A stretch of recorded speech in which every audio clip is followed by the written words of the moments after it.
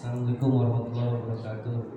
Izin bertanya Pak Kiai, masalah penentuan arah kiblat, terutama di kasusnya kita ada di masjid Darul Ulum Pak Kiai, gitu kan logikanya seperti itu Pak Kiai. Kalau membangun masjid itu pastinya kan tidak dengan asal-asalan, pasti kan yang berkecimpung untuk menentukan arah kiblatnya itu adalah yang memang kompeten, seperti ada kiai mungkin gitu kan di awalnya pasti bahwa masjid itu seperti itu. Nah setelah berjalan pembangunan masjid ternyata arah kiblatnya dirubah atau salah mungkin ya, mungkin salah kali ya, atau berubah gitu Pak Kiai.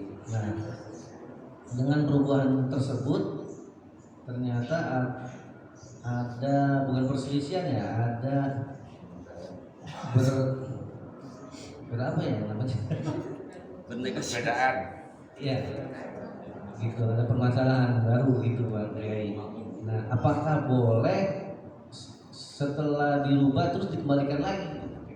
Ya. Jadi begini, mestinya memang sebelum bangun masjid itu ada tim ya yang untuk menentukan arah si banyak ini teman-teman di Jakarta Selatan itu yang punya keahlian itu lajnah falakiyah itu. Jadi kalau mau menghubungi mamanya bisa suruh sini diminta untuk menentukan arah kiblatnya biar tidak terjadi perselisihan. Jadi bukan hanya karena ini kurang sana, ini kurang sini, tapi tidak pakai parameter, tidak pakai ukuran standar dari dari arah kiblat yang sesungguhnya. Jadi ya harus ditentukan kan. Kalau memang nanti ternyata benar yang pertama, ya memang harus wajib dikembalikan ke yang pertama. Kalau mamanya ternyata ini arahnya udah bener kok, ngapain kok pakai belok-belok segala mamanya. Nah tapi harus tadi ada tim ini tadi.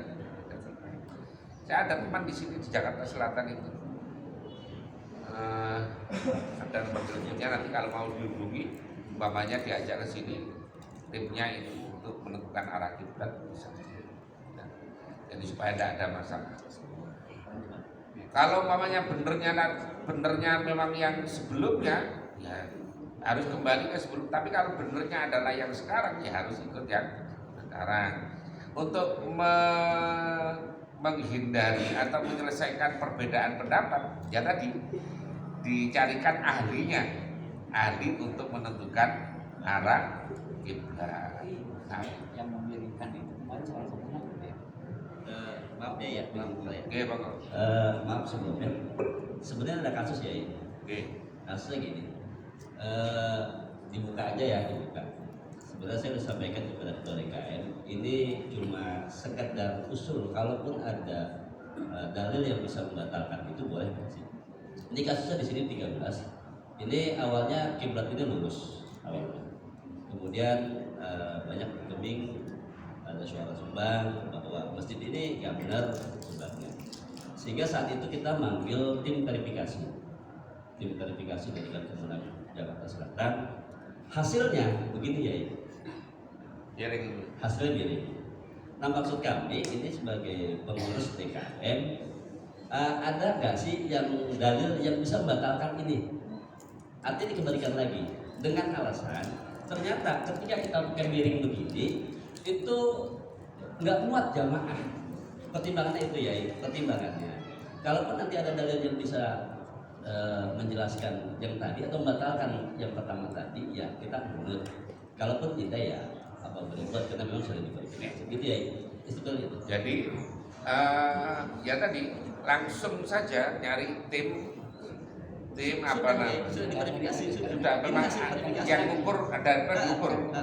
Oh kalau sudah ada tim itu ya sudah itu aja. Nanti nggak bisa dibalikin lagi. Jangan dibalikin lagi. Malah salah nanti hadapannya malah menghadap kemana nanti. Itu maksudnya begitu. Ya.